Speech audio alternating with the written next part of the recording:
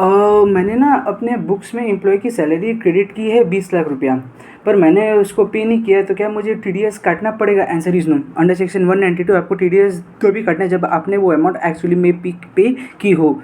आपका TDS under 192 तो भी कटता है जब आपने वो अमाउंट पे की हो। अगर आपने कुछ पेमेंट नहीं किया तो आपको TDS नहीं काटना है। मान लीजिए मैंने ना कंपनी के डायरेक्टर को कमीशन दी बेस्ड ऑन सेल्स। अगर उसने सेल्स टारगेट अचीव कर दी तो मैं उसे कमीशन दूंगा। तो ये इसका TDS 194H में कटेगा कि 194J में कटेगा? क्या लगता है किस में कटेगा, 194H की 194J? इसका TDS 194J में कटेगा because remuneration includes commission. Director का रेम्यूनरेशन इंक्लूड्स कमीशन।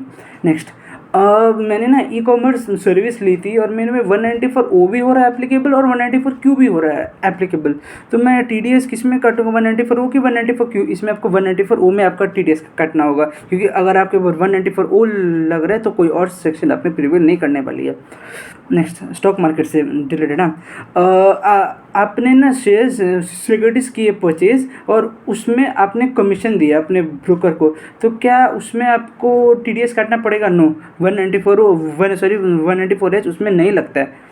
नेक्स्ट, अगर सेम 194Q अगर मेरा स्टॉक मार्केट का परचेज में आ गया, मैंने अच्छा खासा किया परचेज और 194Q होगा applicable? No, 194Q is not applicable on stock market exchanges. चलिए मान लीजिए मेरा 2061H अगर हम सेल्स करते हैं और 50 लाख से ऊपर मेरे को 0.1% TDS कलेक्ट करना पड़ेगा। तो ये 50 लाख, तो इसमें GST वाले अमाउंट में भी TCS कलेक्ट करना पड़ेगा कि नहीं करना पड़ेगा? 2061H में हम GST वाले अमाउंट के साथ TCS कलेक्ट करेगा कि नहीं करेगा? क्या लगता है?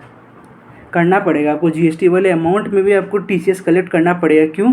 क्योंकि जब आप 2061H at the time of payment लगता है, तो जब आप पे करेंगे तो आप तो आप GST अमाउंट के साथ पे करेंगे, और अगर आप 50 लाख से ऊपर करें तो 0.1% आपको TCS कलेक्ट करना होगा। ठीक है।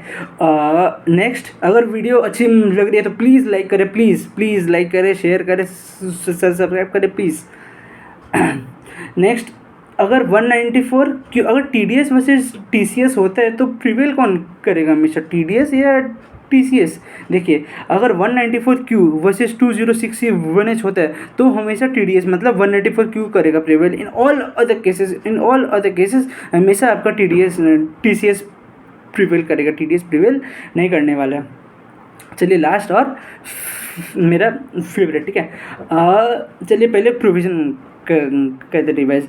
194J में अगर हम किसी से प्रोफेशनल सर्विस लेता है और उसका बिल 30,000 से ज़्यादा है तो हमको TDS काटना है, हमको TDS डिडक्ट करना पड़ेगा। पर मेरा पिछले साल बिजनेस में टर्नओवर 1 करोड़ पार होना चाहिए, और अगर हम प्रोफेशन करते तो मेरा ग्रॉस रिसीट 50 लाख पार होना चाहिए। ठीक है। और या फिर अगर हम होना चाहिए, और या फिर अगर हम वो कॉन्ट्रैक्ट पर्सनल पर्पस के लिए कर रहे हैं तब हमको TDS कलेक्ट नहीं करना है, TDS डिडक्ट नहीं करना है। पर अब मानिए मैंने ना मैं एक सैलरीड इंडिविजुअल हूँ, मेरा ना कोई बिजनेस है ना कोई प्रोफेशन है, ठीक है। और मैंने ना एक जन से प्रोफेशनल सर्विस ली, उसका बिल आ गया मान लीजिए 60-70 लाख रुपए, अच्छा खासा बिल आ गया। मैंने कोई प्रोफेशनल सर्विस ली, 60-70 लाख रुपये अच्छा खासा बिल आ गया। तो मुझे 194J में TDS काटनी पड़ेगी, प्रोविज़न से तो देखिए नहीं काटनी पड़ेगी।